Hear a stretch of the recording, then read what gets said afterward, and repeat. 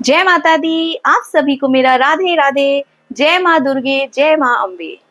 जी हाँ, अब नवरात्रे आने वाले हैं, यानी कि माता अपना ढेरों सारा आशीर्वाद हमें देने वाली है। यूं तो हमें पहले दिन से ही माँ आते ही आशीर्वाद देना शुरू कर देती हैं, लेकिन माँ जाते जाते हमारे ऊपर असीम कृपा करती हैं, क्योंकि इन 9 दिनों में हम माता के लिए जोत रखते हैं, माता की पूजा अर्चना करते हैं और हम अपने सारे संकट माता के चरणों में रखते हैं। जी हाँ, आप सभी को मेरा Radhe Radhe. Welcome to my channel tarot sweetie. आज इस वीडियो में मैं विस्तार से आप सभी को बताऊंगी कि 9 कन्याओं को पूजने का क्या महत्व है और कौन सी उम्र की कन्या की पूजा करने से हमें क्या लाभ मिलता है। इसके साथ ही साथ वीडियो में मैं आगे आपसे शेयर करूंगी कि किस राशि को क्या चीज का दान करना चाहिए, जिससे कि माँ की अपार जो माता का आशीर्वाद है वो हम सभी के ऊपर मिले। तो वीडियो में आगे बढ़ते हैं। जैसा कि हम सभी जानते हैं कि 6 अप्रैल को, जी हाँ 6 अप्रैल को नवमी है। जी हाँ, यानी कि नवरात्रि का आखिरी दिन है और माता हम सबसे विदा लेने वाली है। जाते जाते माता हम सब पर असीम कृपा करके जाती हैं, अपना आशीर्वाद हम सबको दे करके जाती हैं। तो सबसे पहले तो मैं कुछ उपाय आपसे शेयर करूंगी कि नवरात्रि के आखिरी दिन हमें क्या क्या उपाय करना चाहिए, जिससे कि माता हमसे असीम प्रसन्न रही। जैसा कि मैंने अपने पिछले वीडियो में भी शेयर किया था कि यदि हम पूरी नवरात्रि पूजा नहीं कर पाए हैं, तो हम आखिरी दिन नवरात्रि के उस उपाय को करने से हम अपने जीवन में किसी भी संकट को दूर कर सकते हैं। तो वो उपाय मैं आपसे एक बार दोबारा से शेयर करूंगी। यूं तो मैंने वो उपाय अपने पिछले वीडियो में भी शेयर किया था। तो उपाय क्या है? उपाय था कि हमें सफेद रंग के तिल लेने हैं।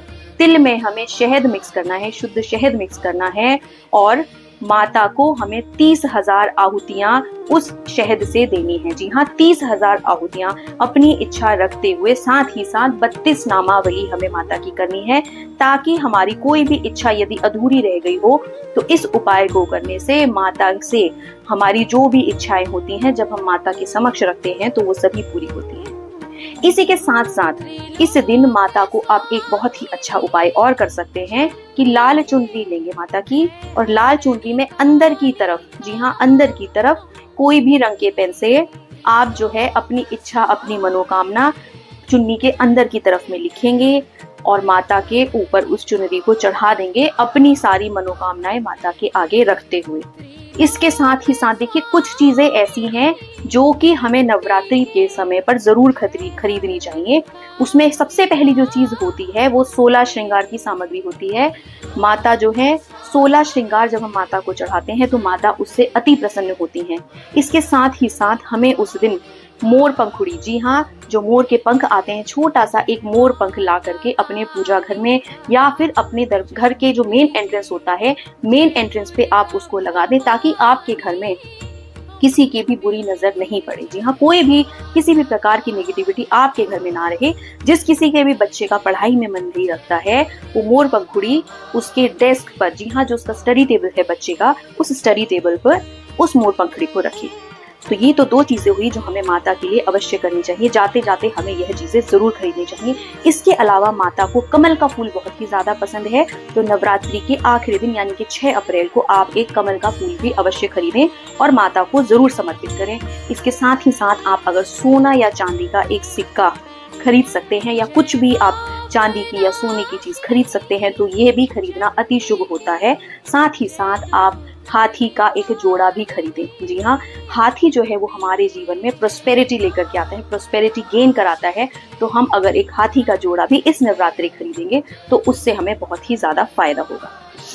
तो ये तो हमने बात करी कि हमें क्या क्या चीजें खरीदनी चाहिए, क्या हम छोटे छोटे उपाय कर सकते हैं जिससे कि हम माता को अति प्रसन्न कर सके और जाते जाते माता अपना आशीर्वाद हम सबको दे करके जाए। जी हाँ, इसके साथ ही साथ अब मैं आपको बताऊंगी कि नवरात्रि के दिन जब हम कन्या पूजन करते हैं तो हमें किस आयु की कन्या को बुलाना चाहिए। जैसे कि आज के टाइम पर मैं देखती हूँ कि मतलब अगर मैं अपनी भी बात करूँ तो कन्याएं मिलना बहुत ही कठिन है। जी हाँ, बच्चियां खुद आकर के आना नहीं चाहती हैं। तो आप कोशिश करें कि जो भी कन्या जरूरतमंद हो तो आप ऐसी कन्याओं को अपने घर में बुलाएं, या आप कोशिश करिए कि अपने घर में ही बुला करके कन्याओं की पूजा करें।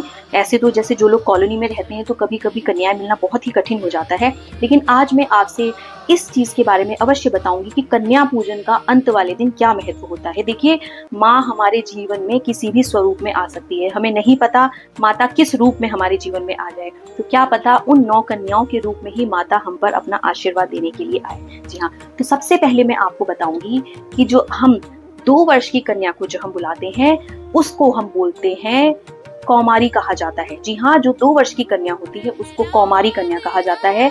अगर हम 2 वर्ष की कन्या की पूजा करते हैं तो उससे हमारे जीवन से दुख और दरिद्रता का नाश होता है। जी हाँ, जो 2 वर्ष की कन्या होती है उसको हम कौमारी कहते हैं, और यदि हम उसकी पूजा करते हैं, उसको हम अच्छे से उसकी पूजा करके पैर धो के और हम उसको टीका करके हाथ में रक्षा सूत्र बांध के अच्छे से उसको भोजन कराते हैं और उसके हम पैर छूते हैं, तो उसको करने से हमारे जीवन में दुख और दारिद्र्य का नाश होता है। इसीलिए 9 कन्याओं का बहुत ही महत्व है।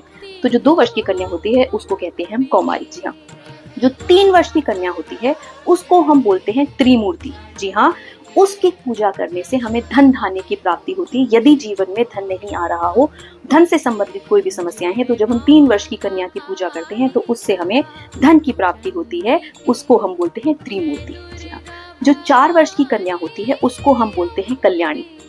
जब हम कल्याणी की पूजा करते हैं, यानी कि 4 वर्ष की कन्या की जब हम पूजा करते हैं तो उससे हमारे जीवन में सुख और समृद्धि आती है। इसी प्रकार जब हम 5 वर्ष की कन्या की पूजा करते हैं तो 5 वर्ष की कन्या को जब हम बुलाते हैं अपने घर में तो हम उसको बोलते हैं रोहिणी। क्या बोलते हैं? रोहिणी। जब हम उसकी पूजा करते हैं तो हमारा शरीर रोग मुक्त होता है। जी हाँ, 5 वर्ष की कन्या को रोहिणी कहते हैं, और उसकी पूजा करने से हमारे जीवन में स्वास्थ्य से संबंधित यदि कोई भी समस्या है तो उस समस्या का समाधान हमें मिलता है। इसी प्रकार जो 6 वर्ष की कन्या होती है उसको बोलते हैं चंडिका। चंडिका की पूजा करने से हमें ऐश्वर्य की प्राप्ति होती है। जिस किसी को भी ऐश्वर्य चाहिए जीवन में, वो 6 वर्ष की कन्या की पूजा करें। जी हाँ, इसी प्रकार जब 8 वर्ष की कन्या को हम बुलाते हैं तो 8 वर्ष की कन्या को हम बोलते हैं शांभवी। जी हाँ, 8 वर्ष की कन्या होती है शांभवी, और उसकी पूजा करने से हमें जीवन में लोकप्रियता मिलती है। लोग हमें बहुत पसंद करते हैं, हमारे अंदर एक अट्रैक्शन आता है। इसी प्रकार जब हम 9 वर्ष की कन्या की पूजा करते हैं तो वो साक्षात माँ दुर्गा आती हैं। जी हाँ, तो माता दुर्गा का हमें आशीर्वाद मिलता है और हमें शत्रुओं पर विजय मिलती है। तो जो भी मैंने आपको बताया, जिस आयु की जो कन्याओं को मैंने पूजन बताया है, तो इस आयु की कन्याओं का पूजन करने से हमारे जीवन में अपार समृद्धि सुख मिलता है। तो कन्या पूजन का मतलब अंत में जो होता है, नवरात्रि का जो लास्ट डे होता है, उस दिन कन्या पूजन का इसीलिए विधान कहा जाता है। एंड हमेशा हमें प्रयास करना चाहिए कि हम छोटी कन्याओं को ही अपने घर में पूजा के लिए बुलाएं। जैसा कि मैंने कहा, 2 वर्ष से लेके 9 वर्ष की कन्याओं तक का यदि हम पूजन करते हैं तो हमारे घर पर अलग अलग प्रकार की माताएं 9 स्वरूपों में आती हैं और हमें अलग अलग प्रकार की बीमारियों से हमारे को छुटकारा दिलाती हैं। तो ये तो बात करी मैंने कि 9 कन्याओं का पूजन हमें कैसे करना चाहिए। अच्छा, एक बहुत इंपॉर्टेंट चीज जो शायद बहुत लोगों को नहीं पता है, जब हम 9 कन्याओं को बुलाते हैं अपने घर में और हम उनकी पूजा करते हैं तो जाते जाते हमें उनके हाथ में थोड़ा सा चावल जरूर देना चाहिए, और उन छोटी छोटी कन्याओं को जो माता के स्वरूप में आई हैं उनसे बोलना चाहिए कि जाते जाते घर के कोने में वो चावल छींट दें। उससे हमारे जीवन में सुख संपदा समृद्धि हमारे जीवन में आती है, यश और कीर्ति में बढ़ोतरी होती है। तो ये तो बात करी मैंने कन्या पूजन के लिए कि जब हम कन्याओं को बुलाते हैं और उनकी पूजा करते हैं कन्या पूजन वाले दिन, तो हमें किन किन चीजों का ध्यान रखना चाहिए। माता को, जितनी भी कन्याओं को आप उस दिन बुलाएं, हमेशा मन में साक्षात इस चीज को माने कि आज हमारे घर साक्षात माता आई हैं और ये माता के स्वरूप में ही कन्याएं हमें आशीर्वाद देने के लिए आई हैं। तो चलिए वीडियो में आगे बढ़ते हैं, और अब मैं आपसे बताऊंगी कि अब कौन सी राशि वाले को नवरात्रि के लास्ट डे ऑफ नवरात्रि यानी कि नवमी वाले दिन क्या उपाय करने चाहिए, उन्हें किस चीज का यदि वो दान करेंगे तो उनका जो नक्षत्र है, उनका जो ग्रह है, वो उनको बहुत ही अच्छा फल देगा। तो सबसे पहले हम बात करते हैं मेष राशि वालों के बारे में। जिस किसी की भी मेष राशि है उस दिन उसे लाल रंग के फूल से माता की पूजा करनी चाहिए। जी हाँ, माता को लाल रंग का फूल चढ़ाना चाहिए। लाल अनार हम माता को भेंट कर सकते हैं। इसके साथ ही साथ अगर हम वृषभ राशि वालों की बात करें तो वृषभ राशि वालों को खोए की मिठाई यानी कि कोई भी सफेद रंग की चीजें माता को चढ़ानी चाहिए, चाहे हम थोड़ा सा अक्षत ही माता को चढ़ाएं। तो मेक श्योर कि हम उस दिन कोई भी सफेद रंग की चीजें, सफेद मिठाई हम माता को अवश्य चढ़ाएं। तो ये बात करी मैंने वृषभ राशि वालों के बारे में। जी हाँ, अब तीसरी राशि वालों के बारे में बात करेंगे, जो कि है मिथुन राशि। मिथुन राशि वालों को नवरात्रि के आखिरी दिन यानी कि नवदुर्गा के दिन कच्चे दूध में हम थोड़ी सी केसर मिलाएंगे और तुलसी के पौधे में हम चढ़ाएंगे, साथ ही साथ माता को भी हम उसे थोड़ा सा चढ़ाएंगे। जी हाँ, तो ये बात करी मैंने मिथुन राशि वालों के बारे में। कच्चे दूध से हम माता की पूजा करेंगे और हम वो दूध जो है तुलसी माता को अर्पित करेंगे।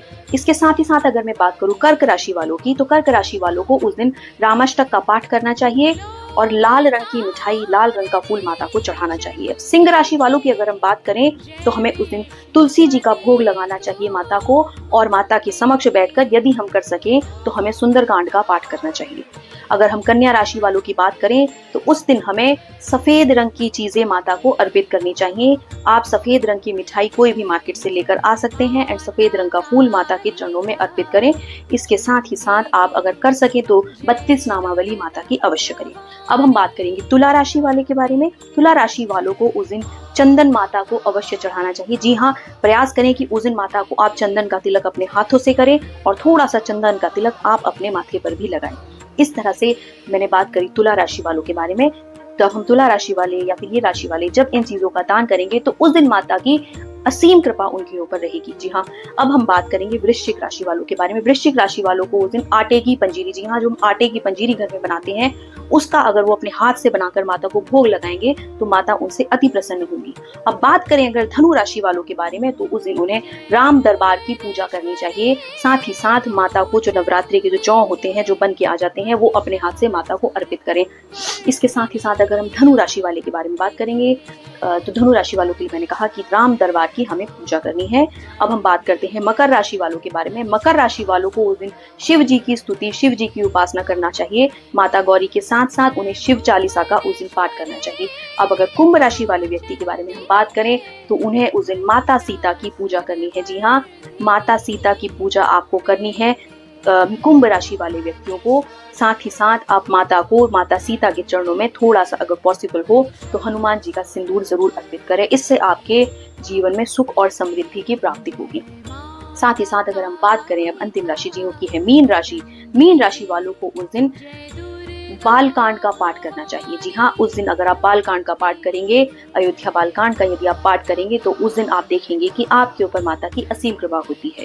जी हाँ, तो ये तो मैंने बात करी कुछ राशियों की। इन राशियों के अनुसार जैसा कि मैंने कहा कि अभी हमारे काफी सारे हमारे जो नक्षत्र हैं वो अभी चेंज हुए हैं, तो राशियों पर, हर राशि पर उनका अलग अलग प्रभाव है। तो इस बार यदि नवदुर्गा में हम माता को इन चीजों से दान करेंगे जो भी मैंने आपको बताई हैं, तो उससे आपको अत्यंत लाभ होगा। तो इस वीडियो में आपके लिए आज इतना ही। आई होप आप सभी को मेरा ये वीडियो पसंद आए हो तो चैनल को सब्सक्राइब करें, वीडियो को लाइक करें एंड शेयर करें। जय जय श्री राधे।